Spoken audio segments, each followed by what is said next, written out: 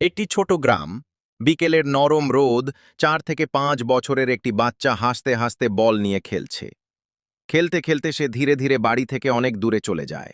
চারপাশে অচেনা রাস্তা, গাছপালা, নীরবতা।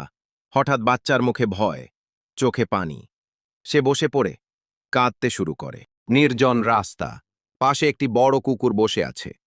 কুকুরটি দূর থেকে বাচ্চাটিকে লক্ষ্য করে বাচ্চা বাচ্চা কান্না করছে। কুকুরটি ধীরে ধীরে কাছে আসে। কুকুরটি কোনো আক্রমণ নয়, শুধু চুপচাপ পাশে বসে বাচ্চা ভয়ে তাকায়। কিন্তু কুকুরটি লেজ নেড়ে শান্ত করে। কুকুরটি ধীরে ধীরে উঠে দাঁড়ায়, বাচ্চার হাত ধরে টানছে না, সামনে এগিয়ে যাচ্ছে, বারবার পেছনে তাকাচ্ছে, যেন বলছে আমাকে ফলো করো। বাচ্চা কুকুরটিকে অনুসরণ করছে। দূরে পরিচিত বাড়ি দেখা যায়। বাচ্চার মা দৌড়ে আসে, চোখে পানি। পরিবার কুকুরটিকে পানি ও খাবার দিচ্ছে। বাচ্চা কুকুরটির মাথায় হাত বুলাচ্ছে, সময় বদলাচ্ছে।